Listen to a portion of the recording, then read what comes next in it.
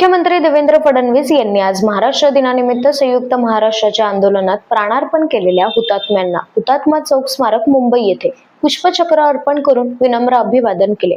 हुतात्म्यांच्या बलिदानातून घडलेला महाराष्ट्र आज देशाच्या विकासाचे ग्रोथ इंजिन असल्याची भावना मुख्यमंत्री देवेंद्र फडणवीस यांनी यावेळी व्यक्त केली।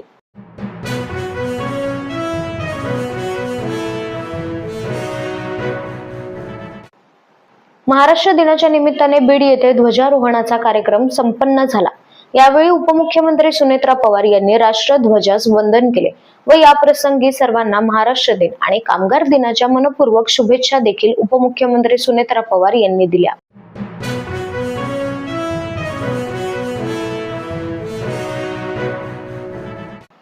देशाच्या भविष्यातील विकासाचा अचूक आराखडा तयार करण्याच्या दृष्टीने अत्यंत महत्त्वाच्या असलेल्या राष्ट्रीय जनगणना 2027 प्रक्रियेला आजपासून औपचारिक सुरुवात झाली आहे। सांगली जिल्हाधिकारी कार्यालयात आयोजित विशेष कार्यक्रमात ऑनलाईन पद्धतीने स्वगणना पूर्ण करून या जिल्हास्तरीय मोहिमेचा शुभारंभ करण्यात आला।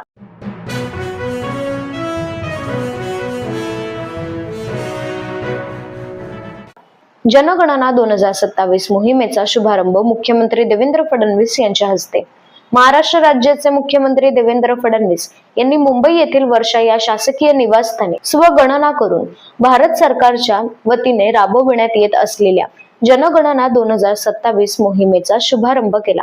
यावेळी वरिष्ठ अधिकारी मान्यवर देखील उपस्थित होते।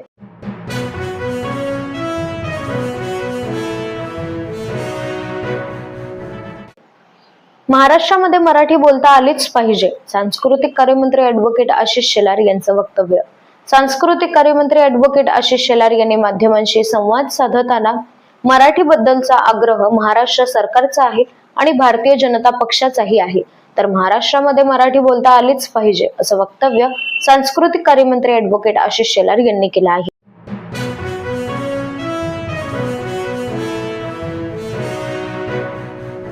मुख्यमंत्री देवेंद्र फडणवीस, उपमुख्यमंत्री एकनाथ शिंदे आणि उपमुख्यमंत्री सुनेत्रा अजित पवार यांच्या हस्ते यशवंतराव चव्हाण मुंबई पुणे द्रुतगती मार्ग क्षमता वाढ अंतर्गत मिसिंग लिंक प्रकल्पाचे लोकार्पण व कोनशिला अनावरण। मिसिंग लिंक प्रकल्पाचं अखेर उद्घाटन झालं असून तो सर्वसामान्यांसाठी खुला झाला आहे। या प्रकल्पाची गिनीज बुक ऑफ रेकॉर्ड मध्ये नोंद देखील झाली आहे।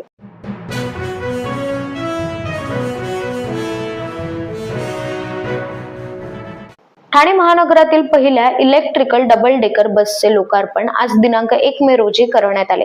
यावेळी लुईसवाडी ते महापालिका भवन असा प्रवास उपमुख्यमंत्री एकनाथ शिंदे यांनी या डबल डेकर बस मधून केला।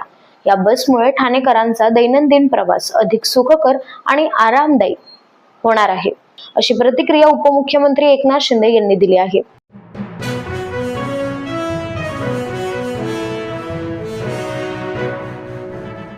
ऐन उन्हाळ्यात प्रवाशांची तहान भागवण्यासाठी एसटी द्वारे उपलब्ध करून देण्यात येणारे नाथजल अधिक दराने विकले जात असेल तर अशा विक्रेत्यांचा विक्री परवाना रद्द करण्यात येईल, असा सक्त इशारा परिवहन मंत्री प्रताप सरनाईक यांनी लोणावळा बस स्थानकाला दिलेल्या भेटी दरम्यान दिला आहे।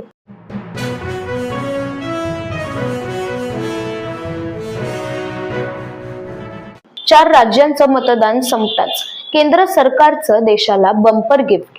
व्यावसायिक गॅस सिलेंडरच्या दरात 933 रुपयांची भरघोस वाढ। आता 4 तारखेला निकाल लागल्यानंतर कदाचित अशाच प्रकारे अजून दुसरं एखादं सरकारी गिफ्ट मिळू शकतं। आमदार रोहित पवार यांनी ट्विट करत हा मिश्किल टोला लगावला आहे।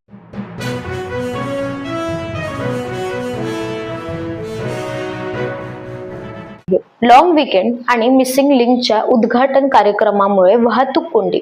मुंबई पुणे एक्सप्रेस हायवेवर 5 ते 6 तासांपासून वाहतूक कोंडी झाली आहे। सलग सुट्ट्यांमुळे घाटात मोठ्या प्रमाणात वाहतूक कोंडी झाली असून आज सकाळपासून अनेक प्रवासी घाटात अडकले आहेत।